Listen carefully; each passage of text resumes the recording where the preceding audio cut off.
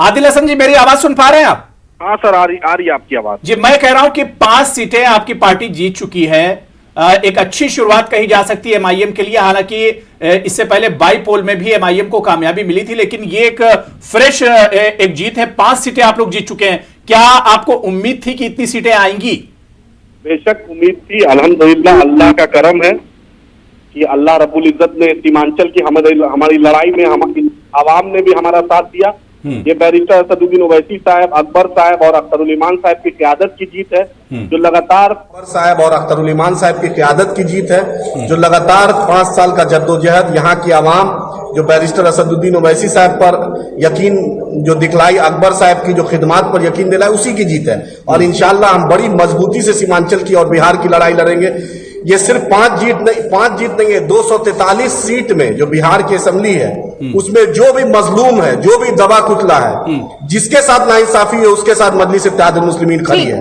आदिल हसन साहब, बिल्कुल यहाँ पर जीत दर्ज की है, काफी अच्छी खबर है ये एमआईएम के लिए। लेकिन जिस तरह से बार बार एमआईएम ये बात करता आ रहा है कि सीमांचल में जो है लोगों को इंसाफ दिलाना है, तो इंसाफ दिलाने के लिए ये बताएं कि क्योंकि इस वक्त ऐसा लग रहा है कि एनडीए सरकार बनाएगी, तो अगर ऐसा होता है तो क्या इंसाफ दिलाने के लिए सरकार में जाएगी या ओपोजिशन में बैठेगी?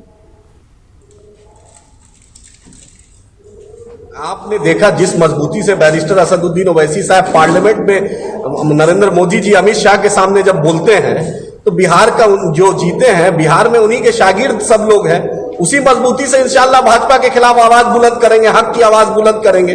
भाजपा जीती है, भाजपा जीत के और अग्रसर है। ऐसा थोड़ी है कि पूरे हिंदुस्तान का सब कुछ भाजपा ही है। मजलूमों की आवाज उठाएंगे इंशाअल्लाह ताला, दलितों की, पिछड़ों की, सीमांचल की, हर आदिल हसन आजाद साहब, मजलिस इत्तेहादुल मुस्लिमीन, आदिल हसन आजाद साहब, हम किसी से डरते नहीं सिवाय अल्लाह के। बिल्कुल। आदिल हसन आजाद साहब, कहा यह जा रहा है कि 5 सीटें एमआईएम ने बिहार में जीत ली हैं, लेकिन तकरीबन 30 से 40 सीटें बीजेपी को जितवा भी दी है, एनडीए को जितवा दी हैं। यह भी इल्जाम लग रहा है। कौन डाटा बोल रहा है? ये कोई इल्जाम कहां का डाटा है? जब हम 19 सीट पे सिर्फ चुनाव लड़े तो कहां से 40 सीट पे हरा देंगे? कौन डाटा है? किस ये एम्पेरिकल डाटा किसने दिया? किस बेवकूफ ने आपको ये डाटा दे दिया? अपने आपका अलायंस तो काफी सीटों पर लड़ रहा है ना। आप जिस इत्तेहाद में है वो तो काफी सीटों पर लड़ रहा है ना।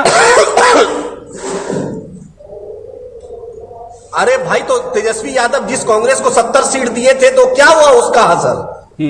कांग्रेस बतलाए कि कांग्रेस 70 सीट पे कितनी सीट जीत रही है। तेजस्वी यादव 143 सीट लड़े थे, तेजस्वी यादव कितनी सीट जीते हैं? दूसरे का इल्जाम क्यों? अपनी कमियों को क्यों नहीं सुधार करते? कब तक ये इल्जाम करेंगे कि ये वोट कटवा, वो कटवा? अपना बतलाएं कि आवाम के बीच उन्होंने एतमाद नहीं जमा पाया। उनको ड्रीम में आ गया था, जैसे लाल कृष्ण आडवाणी साहब पीएम इन वेटिंग है, उसी तरह ये भी सीएम इन वेटिंग रह जाएंगे। इन्होंने सीमांचल के साथ क्या किया तेजस्वी यादव जी ने, जो इल्जाम लगा रहे हैं एमआईएम पर? यहाँ की आवाम के साथ अगर तो आदिल हसन आजाद साहब, तो आवाम के आदिल हसन आजाद साहब, अभी जो मैं टैली देख पा रहा हूं, ऐसे में लग रहा है कि अगर अजीम इत्तेहाद को, आरजेडी इत्तेहाद को अगर सरकार बनानी हुई तो उसमें एमआईएम या अदर्स के जो दूसरी पार्टियों के लोग जीतेंगे, उनकी जरूरत पड़ सकती है। क्या आप लोग एक सरकार बनाने के लिए, अजीम इत्तेहाद की सरकार बनाने के लिए उनके साथ जा सकते हैं? ये बैरिस्टर असदुद्दीन ओवैसी साहब, अकबर साहब फैसला करेंगे कि अपोजिशन में बैठना है कि सरकार में बैठना है। ये फैसला बैरिस्टर साहब दारुस्सलाम से इंशाअल्लाह होगा। और जो वहां का फैसला होगा वहां बिहार के हर एमएलए मानेंगे, बिहार की एक यूनिट उसको इंशाअल्लाह मानेगी। तो पॉसिबिलिटी है, क्या आप ये ओपन एंडेड रख रहे हैं आदिल हसन जी की पॉसिबिलिटी है? ठीक, ये बैरिस्टर साहब फैसला करेंगे, अकबर साहब फैसला करेंगे, राष्ट्रीय अध्यक्ष फैसला करेंगे। ठीक है। और इस वक्त एक और बड़ी खबर आ रही है, मैं आपको बता दें कि हसनपुर से लालू यादव के बड़े बेटे तेज प्रताप यादव चुनाव जीत गए। उन्होंने अपनी सीट पर वो कामयाब हो गए हैं। इस वक्त की बड़ी खबर हम आपको बता दें कि तेज प्रताप यादव आरजेडी उम्मीदवार, उन्होंने अपनी सीट जीत ली है हसनपुर असेंबली हलके से। जी हां, टीवी स्क्रीन पर भी आप देख सकते हैं कि राजकुमार राय जो कि जेडीयू उम्मीदवार थे, उन्हें हराया है हसनपुर की सीट पर तेज प्रताप यादव ने। तो इस वक्त की बड़ी खबर हम आपको बता दें कि हसनपुर से तेज प्रताप यादव अपनी सीट जीत चुके हैं। और महफूज आलम भी हमारे नुमाइंदे पटना से हमारे साथ जुड़े हुए हैं। महफूज, नतीजे अब तक 131 सीटों के आ चुके हैं, 112 सीटों के नतीजे अभी भी आना बाकी है, 5:30 बज चुके हैं। क्या कुछ उम्मीद लगाई जाए, क्या कुछ इम्कान है कि कितने घंटों में मुकम्मल नतीजे आ जाएंगे? कंप्लीट रिजल्ट जो है वो आने में कितना टाइम लगेगा महफूज? देखिए हुरैरा, अभी कंप्लीट रिजल्ट आने में कुछ वक्त लगेगा, चूँकि कोरोना की मुद्दत कार के वजह से जो चीज़ें बनाई गई है, काफ़ी जो है पोलिंग बूथों की तादाद बढ़ गई, जिसके वजह से गिनती में जो है वक्त लग रहा है। लेकिन ये बात भी अपनी जगह पर है हुरैरा कि अभी भी दोनों इत्तेहाद में, अजीम इत्तेहाद और एनडीए की धड़कन जो है बढ़ी हुई है। क्या होगा, अभी एनडीए चूँकि बढ़त बनाया हुआ है, हालांकि अजीम इत्तेहाद के जो लीडर्स हैं या मनोज झा की बात कह रहे हैं, वो अभी भी कह रहे हैं कि आने वाले 2 घंटे में हालात जो है बिल्कुल बदल सकते हैं, अजीम इत्तेहाद की बहुमत हो सकती है। ऐसा दावा जो है अजीम इत्तेहाद के लीडर कर रहे हैं। तो कह सकते हैं कि एनडीए और अजीम इत्तेहाद दोनों जो है अभी काफ़ी अलर्ट मोड पे हैं, दोनों की धड़कन बढ़ी हुई है। अबू हुरैरा यहाँ ये बताना चाहेंगे कि नीतीश कुमार की पार्टी जेडीयू जिस तरह से परफॉर्मेंस जेडीयू का रहा है, और कहें कि 2015 के इंतखाब में जेडीयू बड़ी पार्टी थी, 71 सीटें जेडीयू के हिस्से में गई थी, बीजेपी के हिस्से में जो है कम सीट थी। लेकिन इस बार के इंतखाब में बीजेपी बड़ा भाई बन गया है और जेडीयू जो है छोटे भाई की हैसियत में सामने है। अगर एनडीए की हुकूमत बनती है बिहार में, जिस तरह से इंतखाबात से पहले कहा गया था कि नंबर्स चाहे जो भी हों, लेकिन एनडीए के वज़ीर आला जो है नीतीश कुमार ही होंगे, तो अगर एनडीए की हुकूमत बनती है तो जाहिर है वज़ीर आला नीतीश कुमार अगर होंगे तो वज़ीर आला नीतीश कुमार को काफ़ी प्रेशर में रहना पड़ सकता है। तो इस बात को लेकर जेडीयू के लीडर भी इस जो अभी नंबर आए हैं, जो सीट के जो रिजल्ट आ रहे हैं, उसको लेकर ठीक है, नतीजे आने में तो अभी 2-3 घंटे लग सकते हैं। लेकिन मुस्लिम उम्मीदवारों की बात करें, अब तक कितने मुस्लिम उम्मीदवार जीत चुके हैं, अगर उसकी कोई डिटेल आपके पास हो, या कितने उम्मीदवार इस बार मैदान में थे और कितने उम्मीदवार जीत सकते हैं? क्या कुछ डिटेल इस बारे में आपके पास है? क्योंकि एमआईएम की खबर आई है उनके 5 उम्मीदवार अब तक जीत चुके हैं। देखिए हुरैरा,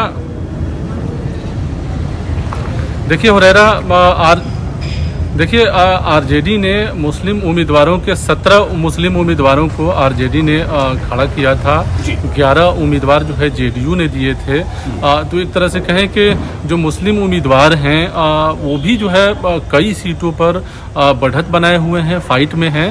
तो हालांकि ये जानकार कह रहे हैं कि गुज़िश्ता असेंबली इंतखाब में जिस तरह से मुस्लिम उम्मीदवार जीत कर आए थे, इस बार मौजूदा जो इंतखाब है इसके रिज़ल्ट जो है उस हिसाब से नहीं आए, मुस्लिम उम्मीदवार इसमें कम रहे हैं। लेकिन एमआईएम के लिए ये इंतखाब जो है एक अच्छा मतलब नतीजा दिया है। उनके लिए, एमआईएम के लिए खुशी की बात ज़रूर हो सकती है कि उनका उम्मीदवार जो है बाई इलेक्शन में खाता खोला था, लेकिन इस बार के इंतखाब में कोचा धामन से उनके उम्मीदवार जो है जीते हैं, अख्तरुल ईमान आमौर से जीते हैं, कई सीट पर जो है वो लीड ले रहे हैं। तो ये मुमकिन है कि एमआईएम के कई एमएलए जो है आ जाएं इसमें। एक सवाल और बहुत अहम हो जाता है अभी टैली देखकर कि जो टैली यहाँ पर है, यानी एनडीए 51 पर अभी भी लीड कर रही है, आरजेडी इत्तेहाद 55 पर लीड कर रही है, 70 सीटें एनडीए जीत चुकी है और आरजेडी इत्तेहाद 58 सीटें जीत चुकी है। क्या अब जो नतीजे आने वाले यहां से भी कोई बड़ा उलटफेर होगा?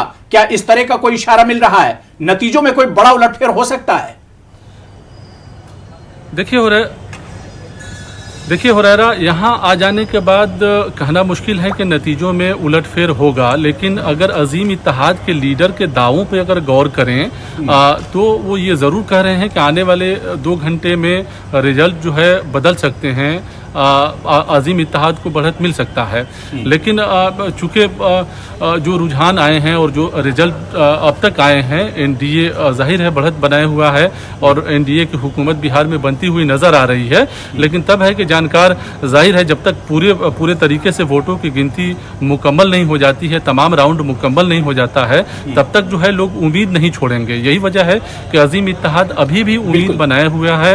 हालांकि एनडीए और अजीम इत्तेहाद दोनों के लीडरों की धड़कन जो है बढ़ी हुई है। महफूज, ये बताइए कि जिस तरह से एनडीए जो है लगातार आगे बढ़ती जा रही है, अभी किस तरह से और भी रुझान जीत में तब्दील होंगे और क्या जो उम्मीदें हैं महागठबंधन की वो पूरी होती है कि नहीं? लेकिन अभी की अगर हम बात करें तो एनडीए अगर सरकार बनाती है, ऐसे में अपर हैंड जिस तरह से आपने भी कहा कि बीजेपी का रहेगा, तो क्या जिस तरह की बातें सामने आ रही है, क्या बीजेपी नीतीश कुमार को सीएम न बनाकर किसी और को सीएम बना सकती है? क्योंकि अब अगर अपर हैंड रहेगा, या जिस तरह से एलजेपी बात कर रहे हैं कि नीतीश कुमार हो सकता है कि खुद ही कह दें कि वो सीएम नहीं बनना चाहते, क्या इस तरह का भी सिनेरियो हो सकता है?